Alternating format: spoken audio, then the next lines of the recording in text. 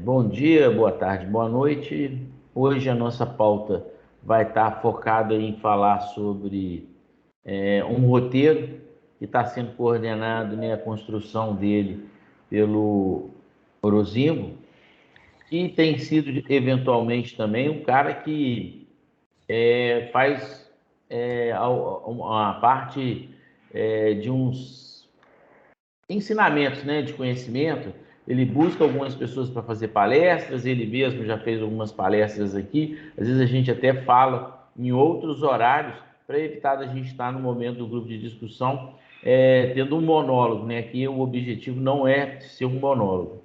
Mas hoje, então, a gente vai estar seguindo isso e é uma pauta que ficou colocada aí pela Mayra, da gente estar produzindo, falando sobre ferramentas, né? E aí cada um poder dar uma experiência para que os outros do grupo possam estar aprendendo um pouco mais. Hoje são 1 de dezembro, então a gente já está um pouco mais perto do Natal, são 9h09, e a gente também está aí nesse aguardo, né, de amanhã o Brasil ganhar mais uma, embora ele já esteja classificado. Então a Copa do Mundo já vai para a segunda fase. Nisso que a gente está falando aqui, a Lei Geral de Proteção de Dados, né? Empresas em conformidade. Aí o Orozimbo foi colocando essa parte aqui e ele quer entender. A ideia é que isso aqui seja um guia consultivo daquilo que a gente está colocando. Quem são os envolvidos? E essa discussão aqui, ela pode estar sendo revisada. Estou vendo aqui que já tem colaboração, né? Tanto a Vânia quanto a Bárbara e o Lucas já fizeram aqui também a sua parte, os seus apartes, né? Um Lugar ao Sol, então também tem um pouco de literatura, né? É bom que a gente tenha essa parte divertida. Oportunidade de negócio, estimulado pelo cliente, provocado pela consultoria. Marcar uma reunião não mais que 5 dias. Isso aqui a gente tem que detalhar melhor, né? Uma reunião de 5 dias. Se combinarem uma call, no máximo em 3 dias, quer dizer, então tem que acontecer as coisas bem mais rápidas. A parte de planejamento. Então isso aqui vai dar uma orientação bem legal do que está acontecendo na parte de quem não tem ideia nenhuma de como que vai implementar, né? E aí pode estar seguindo essa condição. Olha só,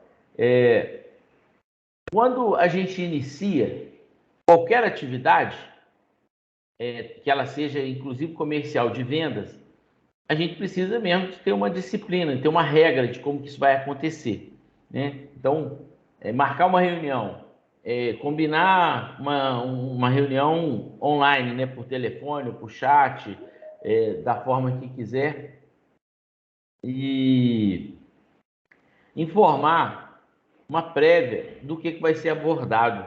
Sempre ter uma pauta é realmente muito importante, porque as pessoas vão estar se posicionando diante da pauta. Inclusive aqui, né? A gente era bom que a gente tivesse uma pauta, mas acaba faltando tempo para a gente fazer esse planejamento. Então nem todos os dias tem pauta igual teve hoje. Uma mente brilhante, o Orozimbo realmente está bem iluminado, né? Com essa questão dos artigos, né? De títulos. Pesquisar dados gerais referentes à empresa e seus gestores. Se a gente vai prestar serviço para alguém e a gente não conhece aquele alguém que a gente quer prestar serviço para ele, a gente pode estar conversando de um negócio que nem está localizado naquela empresa. Então, por exemplo, eu posso estar num condomínio, em vez de estar conversando de condôminos, né, de problemas de área comum, eu estar falando, por exemplo, de dados de laboratório químico, que vai estar lá coletando informações do paciente. Então, a gente precisa de estar localizando o vocabulário e os exemplos, aquela pessoa com quem a gente está falando, e até saber como que a gente vai, por empatia, conseguir a atenção. Tem uma questão, por exemplo, essa questão do futebol hoje, é uma questão que empolga as pessoas. Então, se você, às vezes, iniciar um pouco com assuntos que são relevantes às pessoas, pode ser que elas se aproximem e aí a gente possa estar conversando um pouco melhor sobre como é que você vai influenciar o gestor a tomar uma atitude.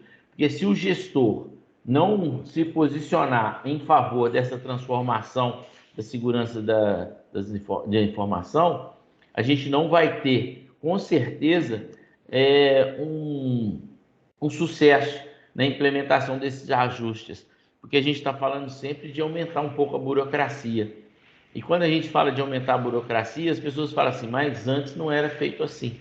Exatamente, a gente vai ter que entender como é que era feito antes e a gente vai ter que mostrar o tanto que significa ser positivo, fazendo diferente, fazendo mais seguro. E aí, entender o nome das pessoas, o site da empresa, a rede social. Às vezes o site é um lugar que está lá, como diria o Magri, né, imexido, né? A pessoa fez o site lá atrás, né, na época que a internet começou, ou seja, lá pelos anos 90, e depois nunca mais foi lá, não acessou o site, não sabe nem como é que ele está, às vezes até está fora do ar. Mas a rede social não é assim que funciona, não. A rede social, o cara conta tudo, né? Ele conta onde ele foi, que hora que ele foi no banheiro. Então, e ele não só, mas o coletivo dele também. Então, quer dizer, você vai saber se a empresa se posiciona, como é que a empresa acontece na rede social. E às vezes você vai perceber lá já as falhas da parte de segurança.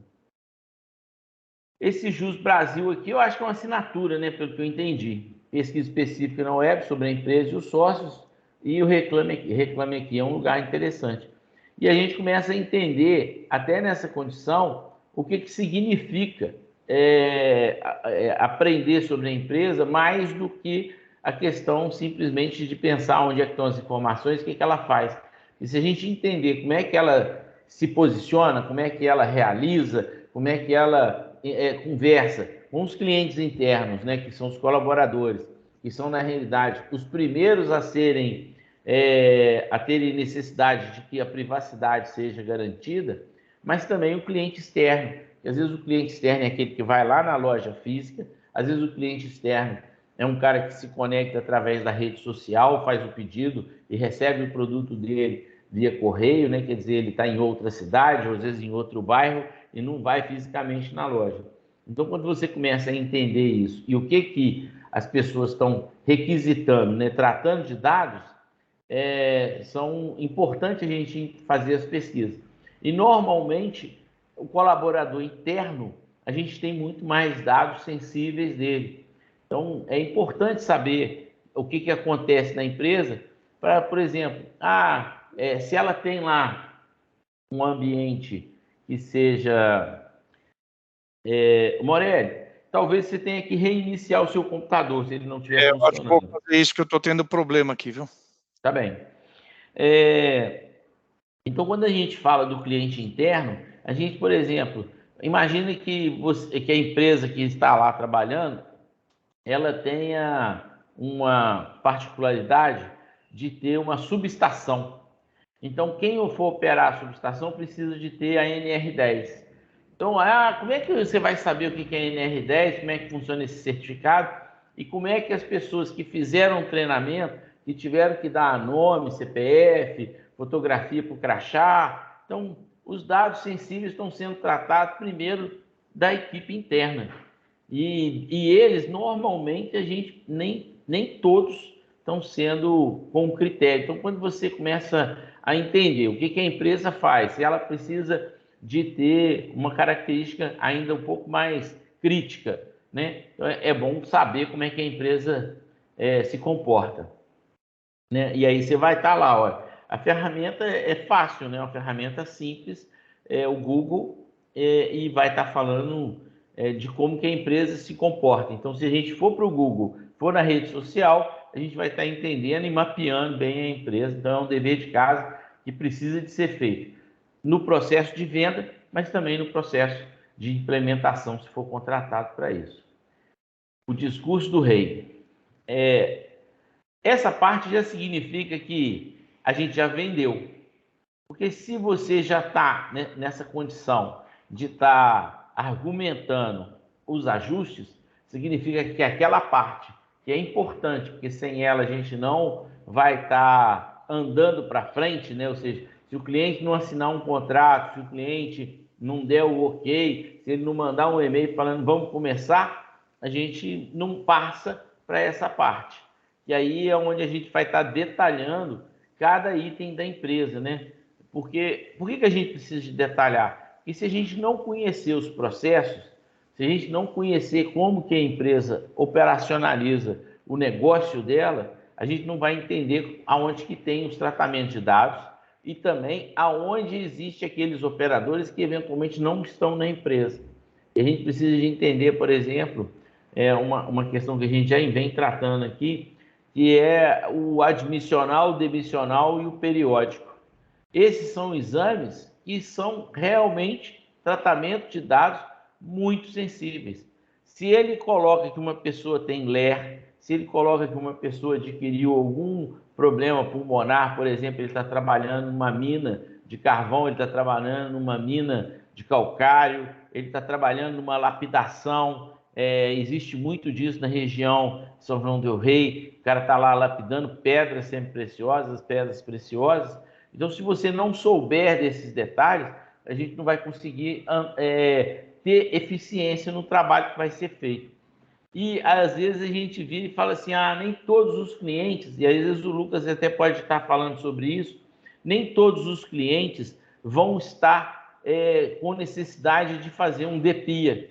Por quê? Porque tem questão de porte, questão de complexidade. Mas todo cliente que tiver tratamento de dados com um terceiro e que esse terceiro cuida de admissional, demissional e os exames periódicos, para falar se aquela pessoa que está colaborando, que está trabalhando, ela tem uma saúde para estar trabalhando, ou ela adquiriu alguma conformidade, né, alguma disfunção física em função do trabalho que ela adquiriu, né, no tempo que ela estava ali, significa que a gente está fazendo tratamento de dados sensíveis e isso precisa de ser colocado de uma forma muito criteriosa. E aí o relatório de DPI, para todos os casos, eu entendo que ele seja necessário. Eu acho que se o Lucas pudesse estar comentando sobre isso, ia ser legal. Se essa parte, talvez em pequeno porte, possa ser feito de um relatório diferente, né? Menos criterioso. Mas, de fato, a gente às vezes fica muito focado no balcão, no CPF, e esquece que dentro da empresa a gente trata dados tão sensíveis que a gente precisa de estar controlando todos eles. Do mesmo jeito, por exemplo, um condomínio, que parece um lugar que assim, é quase que sem lei para esse tipo de regra, né? Tudo em função da segurança, a gente vai gravando as pessoas nas áreas comuns e nem percebe o quanto que isso está sendo compartilhado e o quanto que isso pode estar sendo utilizado, quebrando a privacidade. Então, a gente precisa de entender bem essa condição.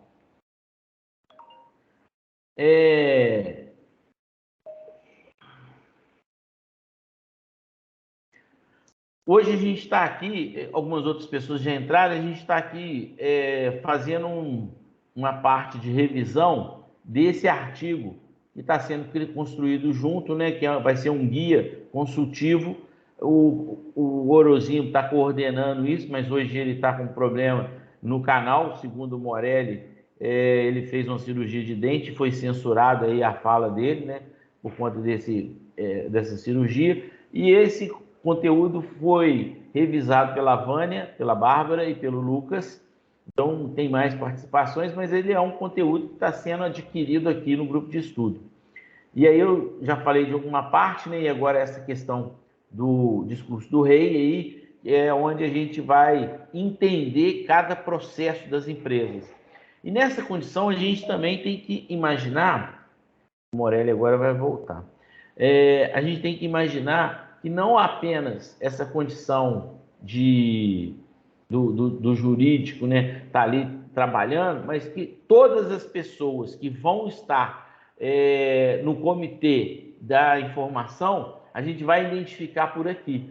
Porque nessa hora a gente vai estar falando sobre funcionário, a gente vai estar falando sobre RH, a gente vai estar falando sobre gestão e a gente vai estar entendendo onde são esses tratamentos de dados e como que a gente vai se relacionar entre eles, né? Aonde que a gente vai estar colocando um termo de aceite, onde a gente vai simplesmente colocar uma publicidade de uma coisa que está sendo feita em prol da segurança e do controle de acesso.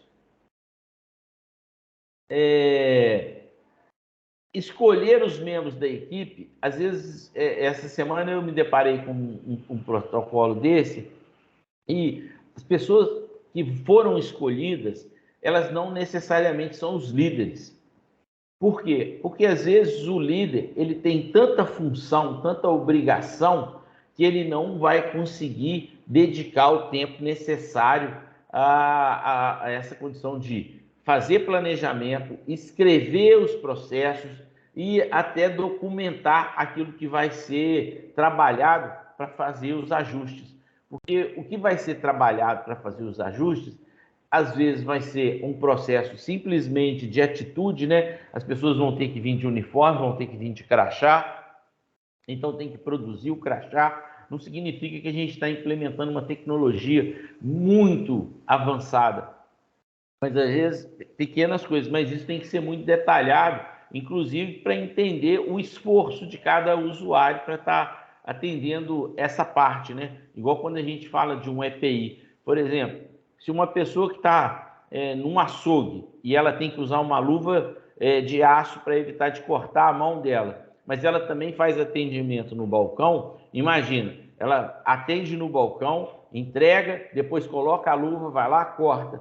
Quando você começa a ter um processo que você tem que ficar, tira a luva, coloca a luva, tira a luva, coloca a luva, está muito mais propenso do cara uma hora esquecer da luva e ele sofrer um corte, porque é um processo complicado. Então, quem tiver na equipe tem que ter aquela visão da operação, de como que as coisas acontecem, para que a gente evite criar utopicamente processos que não vão ser razoáveis na hora da execução.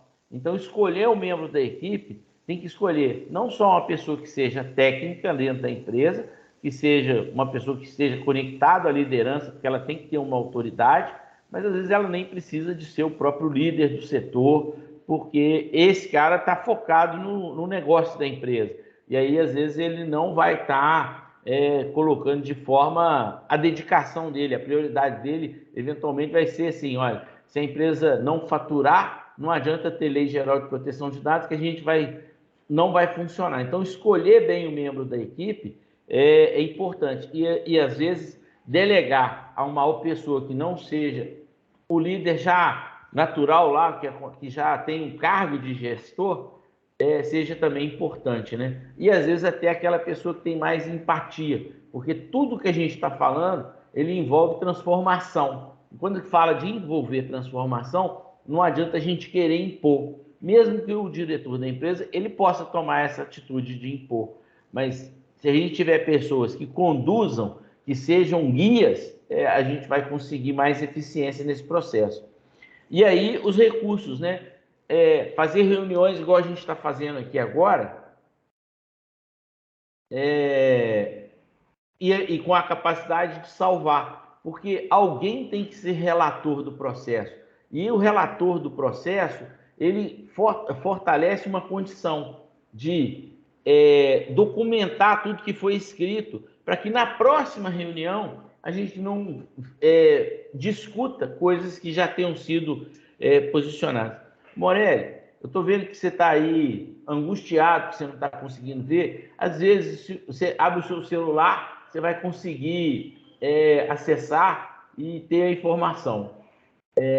Até que você consiga resolver aí o problema do seu computador.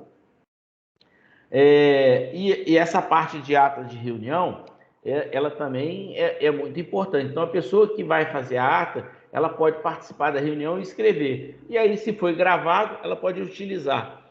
E, eventualmente, numa vez que ela for fazer uma apresentação, ela pode fazer cortes da reunião, onde as pessoas falaram o que elas queriam, onde as pessoas falaram que elas precisavam de ser ouvidas, né, porque algum esforço não vai acontecer da forma que a gente espera. Esse exemplo, né, que eu acho que todo mundo consegue perceber isso. O cara que coloca a luva, na hora que ele vai fazer o atendimento do balcão, ele tira a luva, na hora que ele volta para a parte de corte, ele coloca a luva num açougue, significa que, eventualmente, numa dessas, ele vai fazer o corte sem colocar a luva, e aí, por uma questão de EPI, ele vai ter problema. Agora, imagina alguém que faça algum processo no computador e que precisa de escanear um documento, um currículo, alguma coisa assim, e depois reutilize essa folha para algo e compartilhe um currículo que não era para ser compartilhado. Então, a gente precisa de, ao detalhar, escrever de uma forma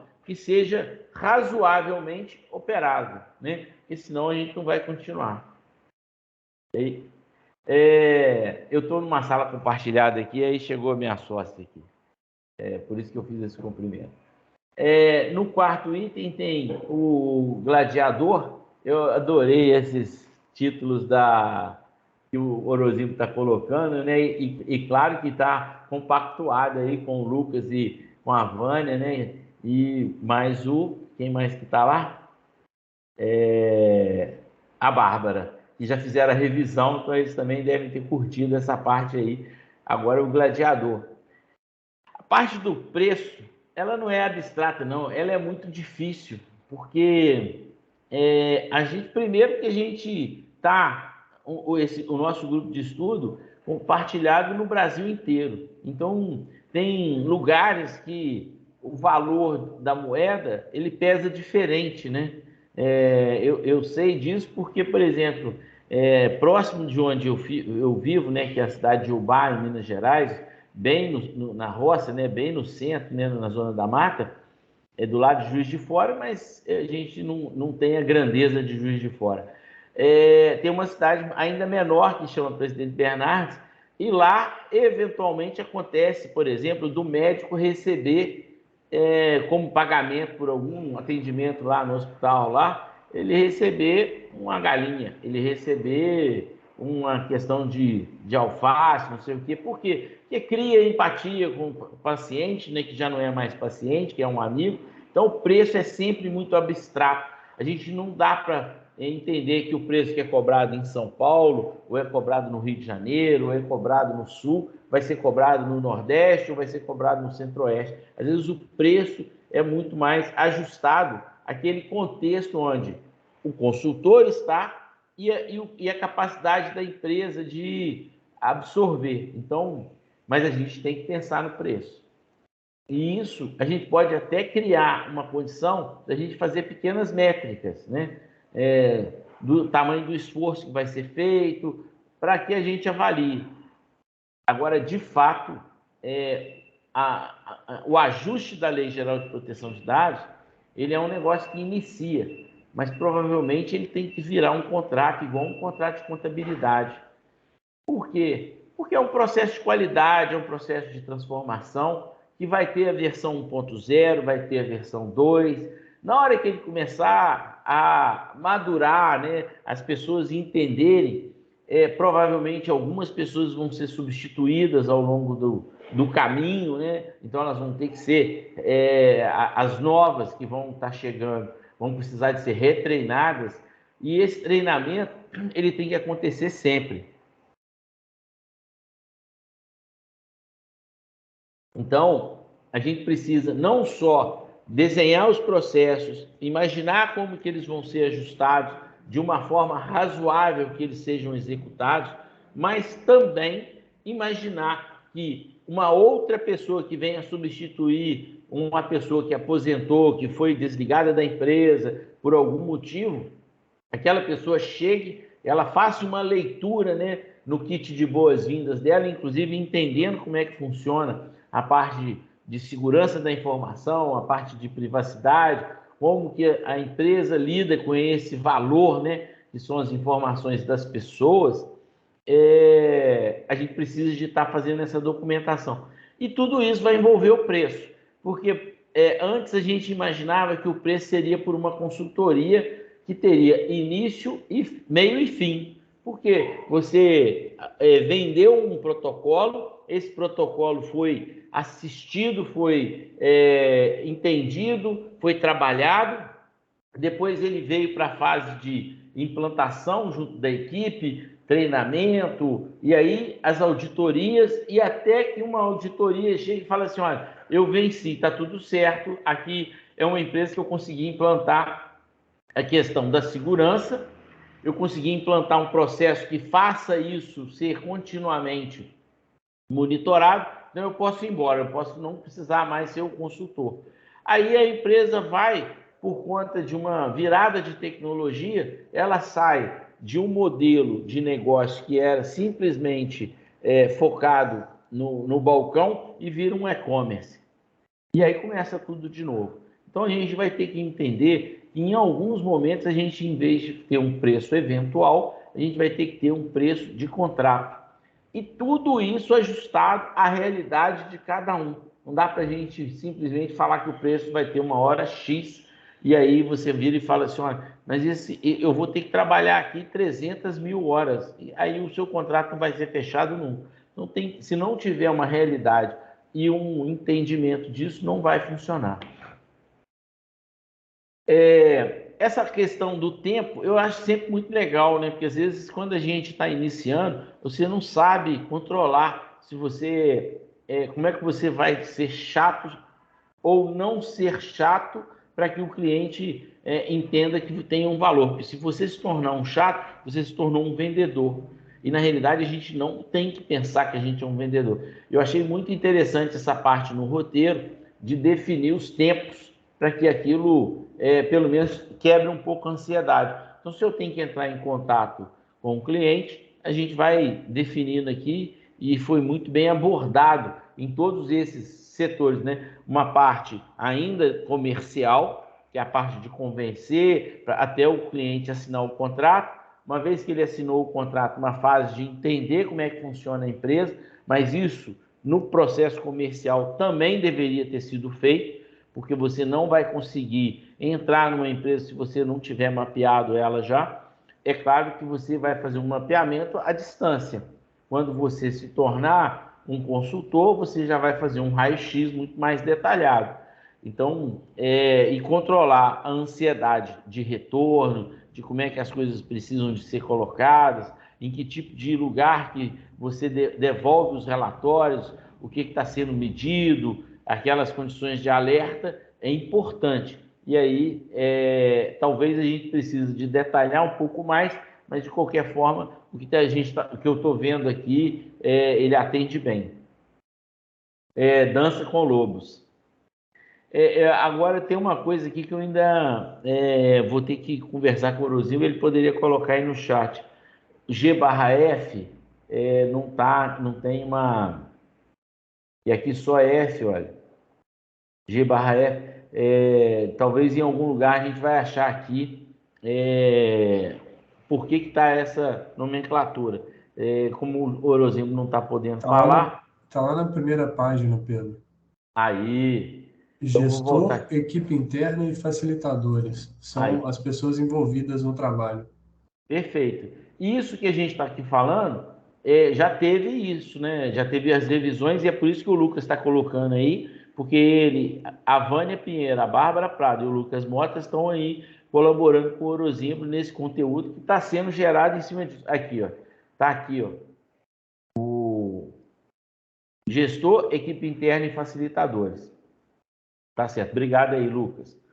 E o trabalho está muito rico. Então, aqui você vai ter, nessa dança com lobos, os gestores e os facilitadores, que são esses da equipe, né, que vão estar multiplicando essa condição. E aí, Lucas, assim, sempre que você quiser, você pode estar me interrompendo, porque senão eu falo para danar. Perfeito. Tá? Obrigado. A parte de storytelling é um negócio que emociona as pessoas, porque se a gente conta a história, a gente deixa de ser muito técnico. E quando a gente é muito técnico, a gente fica chato. A gente fica chato numa reunião que a gente vai querer detalhar número de lei. A gente precisa de entender para quem que a gente está falando. E quando a gente conta a história, normalmente a gente nivela todo mundo.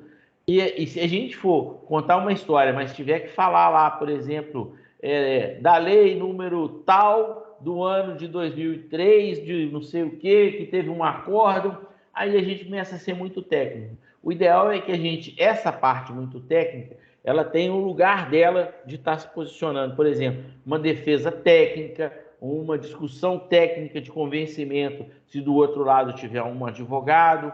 Agora, se a gente estiver falando para o público da empresa, a gente tem que estar contando histórias do tipo essa que eu falei aqui, que faz uma analogia num ponto forte, que a gente estava falando de um açougue, que o cara tem que usar uma luva, que é como se a gente estivesse falando de um computador, que o cara tem que utilizar um antivírus para se proteger. Então a gente precisa de ter uma forma de a gente contar a história e facilitar. Então storytelling é isso, é contar a história, e eu acho que quando a gente está falando dessa forma, significa que a gente já passou essa fase, que é onde a gente vai detalhar o raio-x das empresas, entender como é que vão ter os benefícios, porque se as pessoas não souberem onde elas estão e para onde elas vão, elas às vezes também não conseguem entender que elas vão seguir essa trilha. Então todo mundo precisa de estar pelo menos alinhado com isso e de vez em quando ser reposicionado para falar, olha, a gente saiu daqui e a gente já chegou aqui.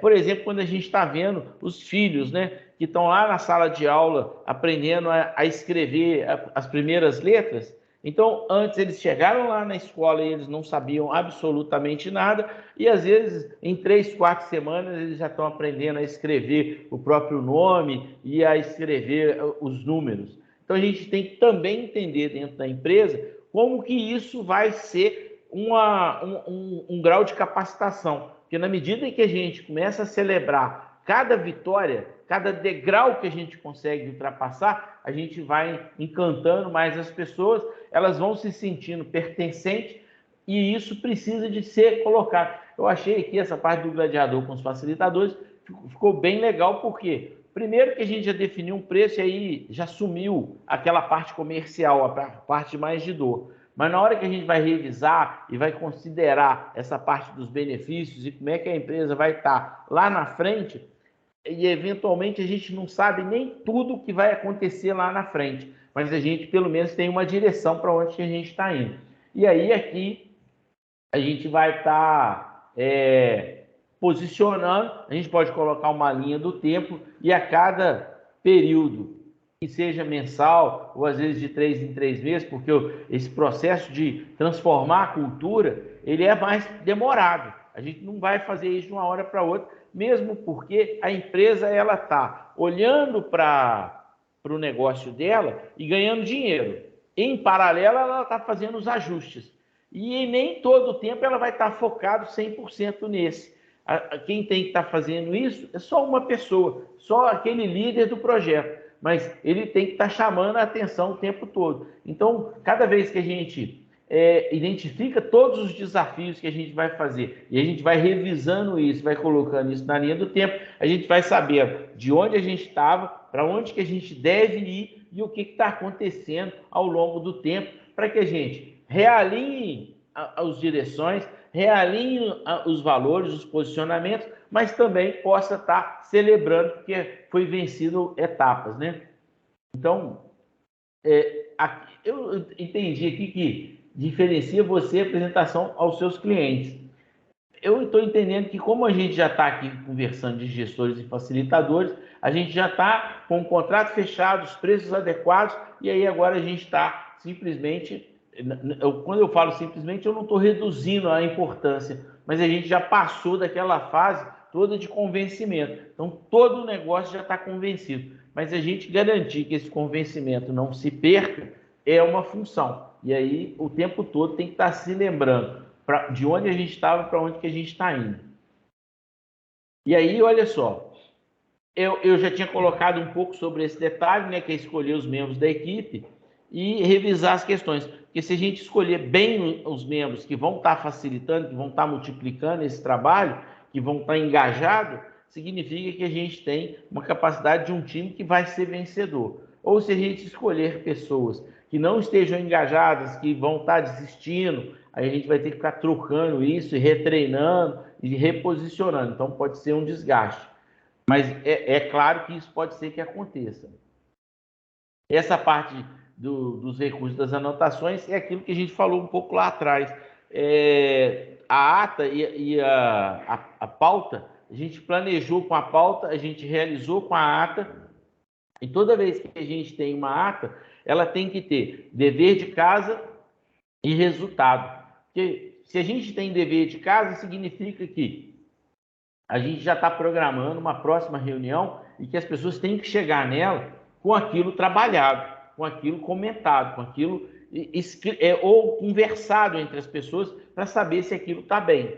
E aí os resultados. Olha, a gente planejou que a gente ia fazer o termo de boas-vindas, do kit de boas-vindas. Mas na hora que a gente foi fazer o kit de boas-vindas, a gente identificou que a gente tem 4 setores da empresa que vão ter que ter kit de boas-vindas diferentes, embora eles tenham que ter uma parte genérica comum, porque fala da mesma empresa, mas o cara que vai para o chão de fábrica, ele tem uma coisa, o cara que vai para o escritório, ele tem uma coisa, o cara que vai para o laboratório tem uma coisa, e o cara que vai para o descarte de resíduos que precisam ser tratados ecologicamente, teria um detalhe diferente. Então, se a gente entender todo esse processo, na medida que a gente for fazer um kit de boas-vindas, a gente já criou 4 problemas.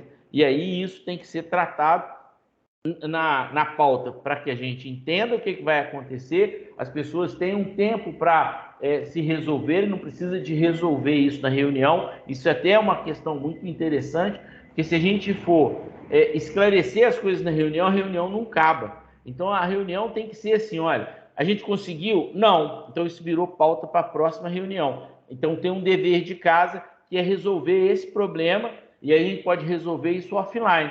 Põe lá no grupo, de vez em quando liga para as pessoas, para que elas tomem posição, mas que a gente chegue aqui para tomar decisão. Isso foi feito, não foi feito e ficou bom. Então pode compartilhar com as pessoas e aí vamos imprimir e todo mundo que entrar na empresa agora vai receber o kit de boas-vindas.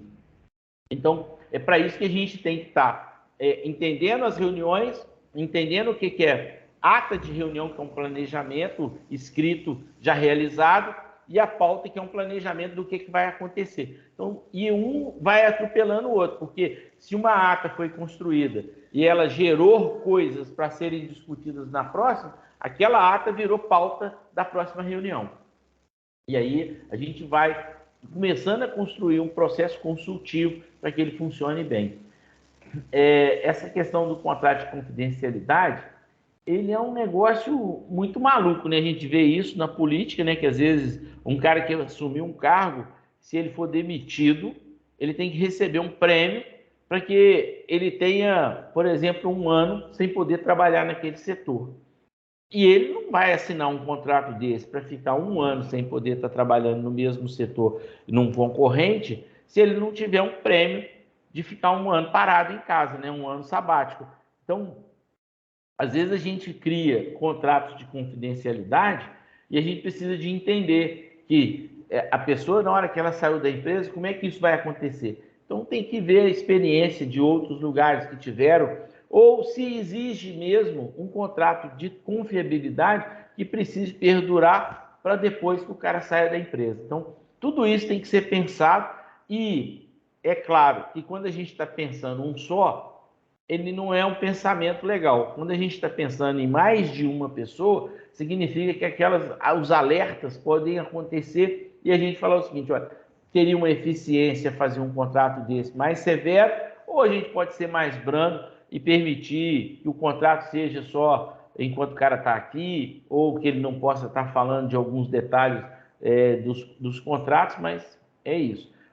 E uma coisa importante, pode...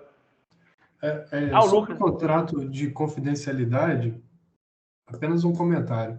Uma das razões pelas quais algumas pessoas, principalmente vinculadas ao setor público, elas, após o término do trabalho delas, elas não podem ir para a iniciativa privada às vezes, no mesmo setor, é porque essas pessoas que estão na área pública, elas têm acesso a muitos assuntos estratégicos.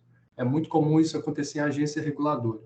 Então, quando o cara sai da agência reguladora, ele não pode ir para a iniciativa privada porque ele vai estar fornecendo segredos estratégicos de um determinado setor. Acredito que essa situação ela seja bem diferente do contrato de confidencialidade que o Orozimbo previu aí no guia. A questão do contrato de confidencialidade voltado às empresas da iniciativa privada, dentro de um projeto de conformidade de LGPD, é que o funcionário, o colaborador, ele vai ter acesso a dados pessoais, ele não pode, em hipótese alguma, transmitir esses dados pessoais para pessoas não autorizadas. Esse contrato de confidencialidade, ele vincula a que o colaborador tenha sigilo nos dados pessoais que são tratados naquela organização. E eu entendo que é um documento bem importante, até porque isso demonstra um nível de maturidade e de conformidade à Lei Geral de Proteção de Dados. Amanhã ou depois, se um colaborador vazar esses dados pessoais, por meio do contrato, a empresa já consegue comprovar para a autoridade que havia uma preocupação com esse sigilo. E também consegue até buscar uma reparação junto ao ex-colaborador que fez esse vazamento. Essa parte ela é importante mesmo. Eu estou aqui vendo que o Orozimbo colocou aqui no chat, e quem quiser fazer alguma sugestão para o guia, teria que enviar, tipo assim, para que na quinta-feira a gente pudesse estar com a versão corrigida, pelo menos uma semana anterior, porque como a gente está aqui num trabalho muito voluntário, até fazer isso justificou um trabalho, tempo, essas coisas. E aí todo mundo tem envolvimento com outros trabalhos, né? Que é onde a gente ganha dinheiro para pagar os boletos.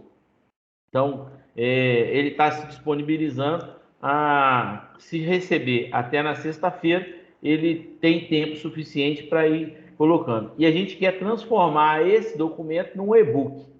E aí a gente vai estar compartilhando com a autoridade, né, do grupo de estudo Lei Geral de Proteção de Dados, que reúne às quintas-feiras. Aí ele também está aqui colocando que, Lucas e Pedro, esse contrato de confidencialidade também serve para a pessoa da consultoria. Sim. Eu entendi o que você falou aí, Lucas. Acho que quando eu fiz essa comparação, é só para que a gente tenha a questão do tamanho do esforço, né? E se a gente exige algo, talvez a gente tenha que também falar em contrapartida. Se você quer algo de uma pessoa, você tem que devolver ela um porquê ou uma justificativa ou até um prêmio. E quando a gente fala de lei, por exemplo, assim, como que a gente vai, num contrato de confidencialidade, garantir que a pessoa que tenha uma informação, ela não vai disponibilizar ela para um terceiro ou um concorrente? Então, isso é uma informação que a gente precisa de pensar sempre. Porque às vezes a gente cria um contrato de confidencialidade e a pessoa que assinou, ela não entende nem a gravidade, nem a criticidade daquele documento que ela está assinando. Então, a gente precisa ter muita clareza para que isso seja eficiente no resultado, ou seja, que cria a confidencialidade de fato, né, garanta a privacidade, porque às vezes a gente está falando o seguinte, olha, o Conselho de Ética também já tem essa condição, então a gente tem vários setores que já monitoram isso, né? Então a gente vai estar fazendo mais um e a gente precisa que ele tenha eficiência para ele não ser simplesmente só mais um documento que as pessoas vão estar assinando. Os homens do presidente, então está aqui o gestor e facilitador de novo, a gestão da privacidade da empresa. Eu acho que esse é um valor, a gente precisa de ter um treinamento específico para falar da privacidade. Por quê? Porque nem todo mundo está ciente do que é privacidade de dados sensíveis, de dados relevantes, de dados importantes que possam estar conflitando. E a gente brinca com essa condição o tempo inteiro. Por exemplo, assim, a pessoa, se ela olhar para alguns carros na rua, sabe se o cara é um ciclista, se ele tem 2 filhos, se ele tem cachorro. Às vezes até o nome está publicado lá.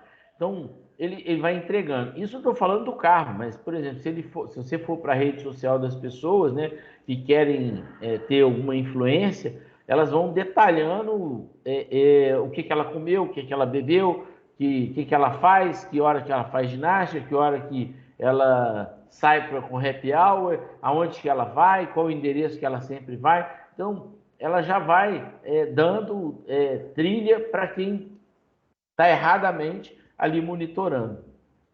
E quando a gente fala de privacidade, a gente pode falar para as pessoas, se você quer ser um influenciador, você pode ser, mas você tem que estar preocupado se você não está entregando além daquilo que é o que você se propôs, simplesmente porque você ainda não sabe qual que é o propósito que você está alimentando a rede social. Então, quando a gente vai posicionar isso, esse conceito de privacidade, ele talvez seja um dos itens que a gente mais precisa estudar, porque na hora que a gente fala de privacidade, o conceito pode ser muito pessoal. O que eu quero que as pessoas não saibam?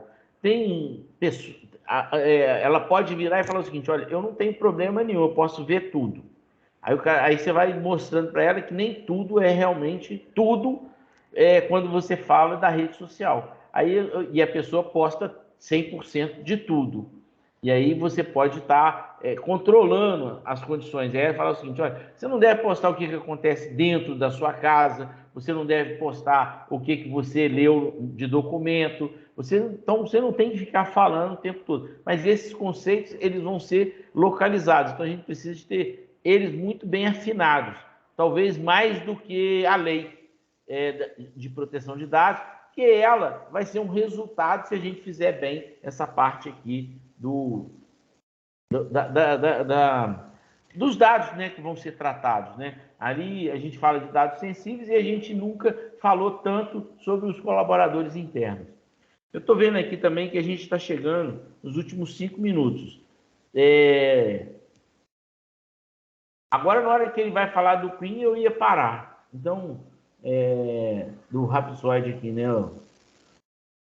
E aqui coloca todo mundo, gestor, equipe e facilitadores. E esse texto, olha só, ele vai no 8, 9, 10, e aí está aqui em vermelho. Então, eu acho que a gente está já chegando numa parte de edição, que ele quer que aconteça, né? Então, eu acho que a gente pode estar terminando essa leitura, né, e essa conversa já na próxima reunião.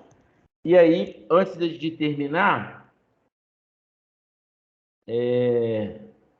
o Orozinho colocou aqui que no item 6 refere exclusivamente à criação do comitê e do DPO da empresa. Está perfeito. E aí o Lucas concorda com isso e vincula a consultoria que está conduzindo o projeto adequadamente. Então, nesse item 6 aqui que a gente está falando... Na realidade, é o acordo de confidencialidade, que também vincula o consultor que está conduzindo o projeto de adequação. Afinal de contas, a consultoria deve guardar sigilo sobre as informações que ela vai ter acesso.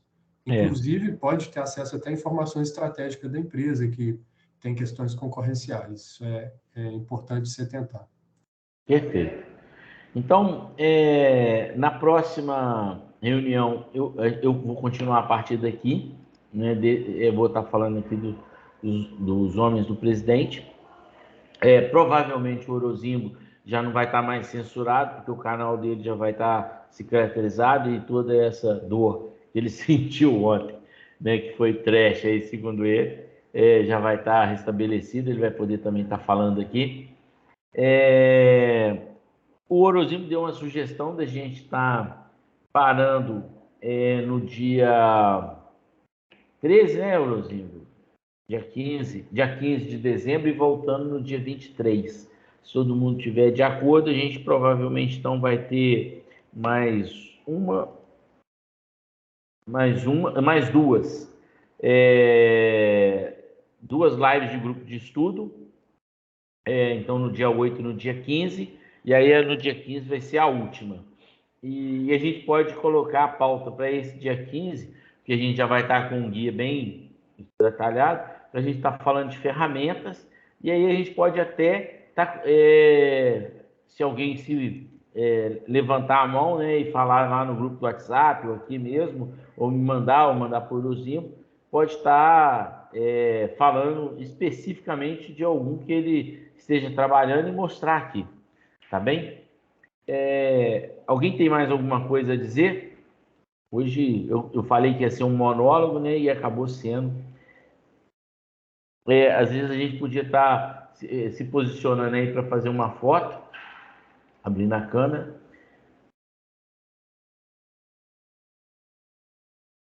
Mas tô já então encerrando aqui, né? No momento já faltam 2 minutos. Por favor, doutora Natácia, seria ótimo. Natácia. Aí. Ah, perfeito. Aí a doutora Natácia aí está querendo participar. O texto eu vou estar colocando lá no grupo do WhatsApp, mas o Orosibo é que tem o original. Então vai estar só como leitura. Então, se quem quiser ler, quiser fazer algum comentário, pode estar encaminhando direto para o Orosibo, que está fazendo a autoria, né, de escrever, né, e essa parte, tá? Vamos tirar a foto? Vamos abrir aí? Ou não?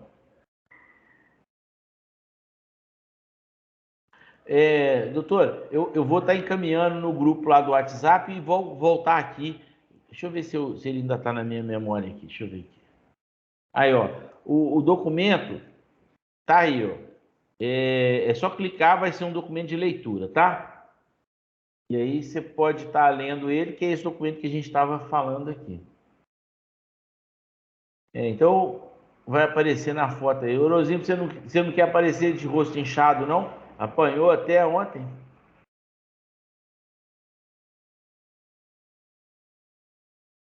Então, vou estar fazendo a foto aqui desse jeito. Espera aí. Não, deu certo. Não. Lá, o Orozinho apareceu. Então, eu vou contar 1, 2, 3 e nós vamos sair na foto, tá bem? 1, 2, 3 e já. Eu vou publicar lá. E de antemão já estou aí agradecendo a participação de todos. A doutora Natan saiu e eu perdi. Então é isso, tá bom? Vou desligar aqui a gravação. Desligando a gravação. Espera aí. Segura aí, Natácia. Vou desligar.